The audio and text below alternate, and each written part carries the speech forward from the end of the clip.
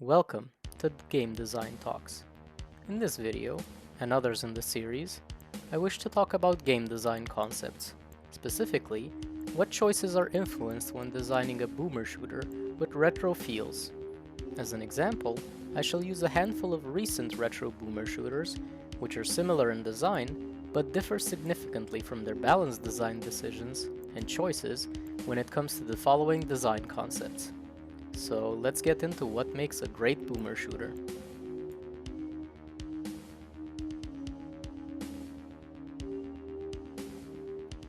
Movement is crucial in a shooter's design. It fundamentally dictates, first and foremost, how a developer designs the space the player functions in. The levels can either be corridors, arenas, difficult to traverse, or even puzzles in themselves. Boomer shooters usually adopt a fast-paced gameplay, with the player capable of running at fast speeds as well as jumping around the level. Certain shooters, like the build engine games, try to create environments and movement more suited for hit-scan type combat, where the player's positioning and angles are crucial in certain fights. There may be certain limitations with movement though, which if added, can take away from the retro feel of the game, such as adding double jump, dashing, or movement cooldowns. Movement is also a decision the designer has to make, whether they decide if the player's defenses are mostly their movement or defense values, making their defense an active or a passive element.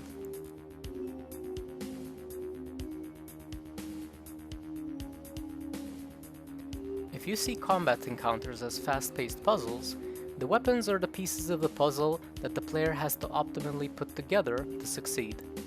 Weapons in boomer shooters have the purpose of giving the player a certain feel or power level while in a combat scenario. They also dictate the way the combat happens. The shotgun, for example, being a powerful weapon in most boomer shooters, makes it so the encounters become close and personal. It is also important to design the weapons around the powerful flavors they offer.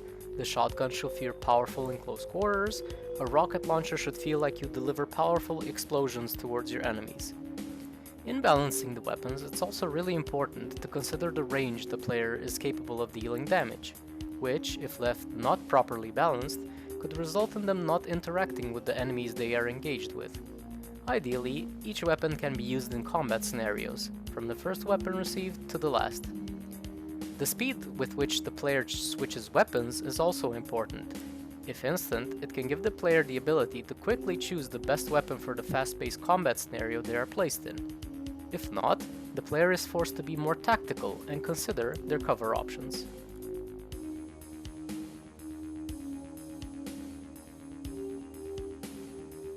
How much resource the player has influences the feel of the game.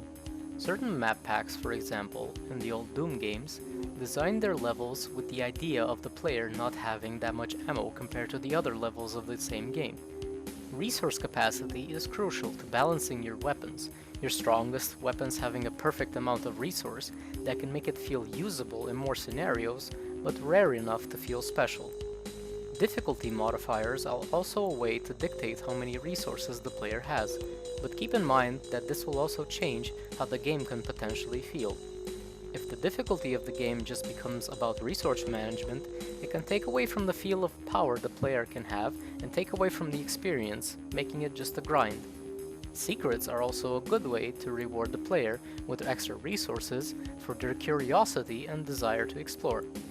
A potential mechanic one can add is something similar to the backpack in the original Doom game, which increases the maximum amount of ammo the player can have, giving them a sense of increasing power.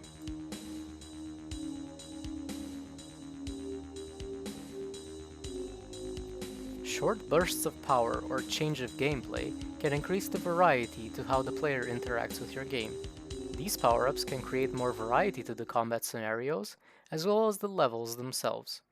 A good example would be the last episode of the original Quake 1 game, where quad damage power-ups were scattered everywhere around the levels.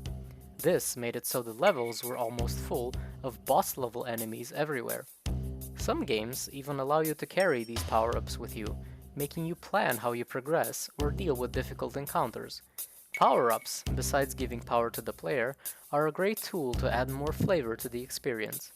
Heretic is a good example where the items you can use in the game aren't specifically just power-ups, but fun and interesting mechanics that add to the player's experience.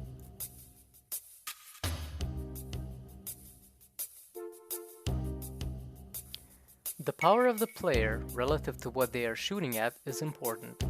Difficulties in these games are crucial to the game's feel, the damage and health numbers not necessarily being the sole way of increasing challenge, but revive mechanics, for example. Games like Hrot, while increasing the difficulty, keep the feel of the game the same, with an increase of skill required to progress. A game like Boltgun, for example, on the higher difficulty, increases the health of the enemies so much that the combat itself becomes a pickup collection game more than an action shooter. A player's defenses are also crucial to a retro shooter's balance. The designer can either choose to reward the player with ways of increasing their reactive defenses, like increasing their health or armor values, or reduce the health boost to a low amount to make movement more valuable. A player's resource generation capabilities are also crucial. Ammo always being available or sparse can drastically change the feel of the game.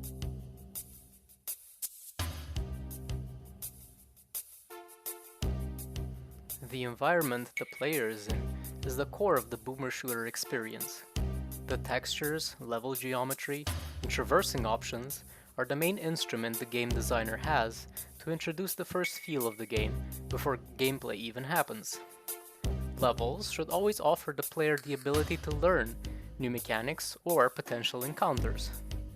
Certain levels can introduce them to traps, maze-like designs, or certain monster encounters that the player should feel ready for.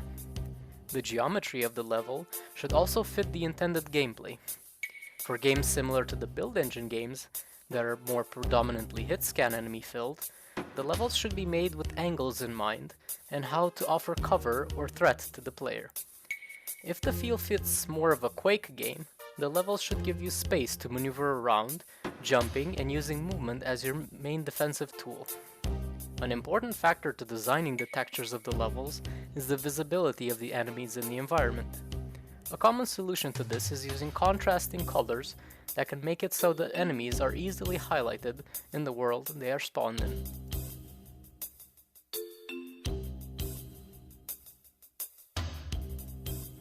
Enemies make the core of the shooter experience. Boomer shooters have a cast of unique enemies that stand out in their own way, either by difficulty, mechanics, or feel. A common trait most boomer shooter enemies share is their projectile attacks, which gives the player an opportunity to dodge whatever is thrown at them. Hit-scan enemies can appear, but considering that the design of the game usually, where the maps are not designed around field of view points that punish the player, are usually specifically chosen as either deadly threats or in very specific scenarios. Audio cues for enemies is also a staple of retro shooters, roaming and aggro sounds being very good to the physicality of the opponents the player is fighting. Even though enemies throw projectiles at the player, it is also important to consider the clutter that can generate either visually or threat-wise. Projectile attacks should, therefore, be kept somewhat low but impactful.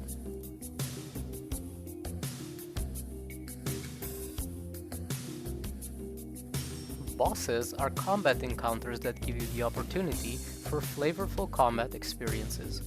These encounters can create certain feelings that cannot be encountered in normal combat scenarios. They can also introduce boss-type enemies that can appear in normal encounters later on in the game, raising the stakes of the power levels of the encounters. A usual design for boss arenas are either a circular room where the player can strafe and dodge most of the attacks, or an arena with pillars that allows cover to be taken.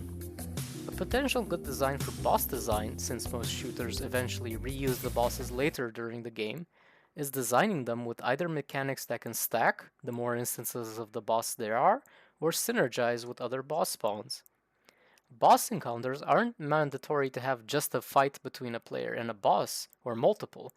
Arena encounters or gauntlet type of encounters can be flavorful, difficult experiences that can be unique and representative of the player's journey. Thanks for watching. If you liked the video, leave a like or a comment. I'll be doing more of these in the future, so subscribe if you want to be notified when I make them. See you next time.